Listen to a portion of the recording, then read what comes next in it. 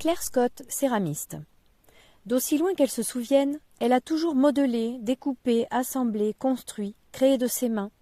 Sa découverte de la terre remonte à ses jeunes années.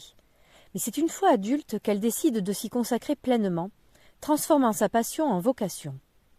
Aujourd'hui céramiste, elle exerce son métier dans un atelier niché au cœur de la nature, au sud des Landes. Spécialisée dans le grès, elle allie tradition potière et modernité pour façonner des pièces uniques et contemporaines. Son inspiration, puisée dans le monde minéral et organique, les galets, les rochers, l'écorce ou encore les fleurs, guide son travail.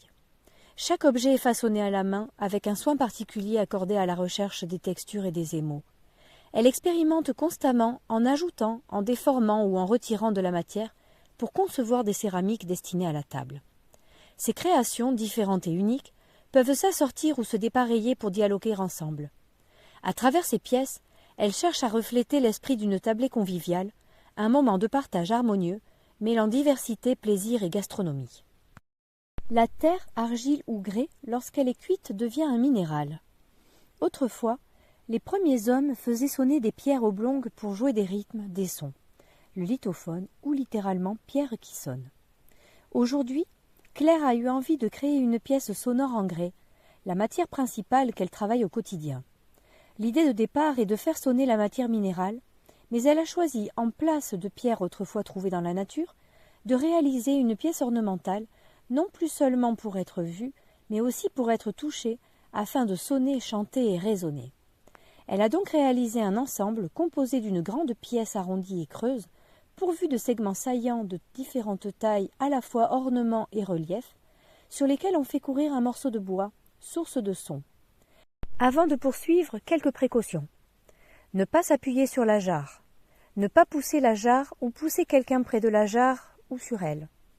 Ne pas frapper fort sur la jarre avec le bâton, la main ou tout autre objet. Cet ensemble de pièces est une composition qui rassemble matière organique, le bois, et minérale, le grès. Les pièces en céramique sont de couleur blanche, grise et beige.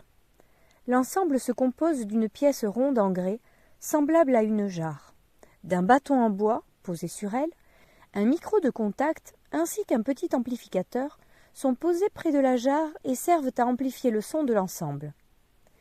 Cette jarre mesure 50 cm de diamètre par 35 cm de hauteur. Le bâton, que l'on peut prendre en main et utiliser pour faire sonner la jarre, mesure environ 40 cm. La jarre est posée sur un support qui la rehausse du sol et la rend accessible au toucher de la main sans se baisser. Elle est en grès émaillé et tout autour de son ouverture, il y a de petits segments saillants, de tailles inégales chacun, disposés comme les rayons du soleil, depuis le bord intérieur, l'ouverture de la pièce, vers le bord extérieur. Les mailles de cette pièce forment des coulures qui suivent la direction de ces segments. Le bâton est là pour faire sonner la jarre en la touchant à plusieurs endroits pour entendre ses sons. On peut par exemple longer le bord intérieur de la jarre, le faire courir sur les segments saillants, donner de petits coups en descendant le long de sa paroi afin d'entendre les nuances de résonance. On peut toucher la jarre en même temps qu'on la fait sonner pour sentir les vibrations provoquées.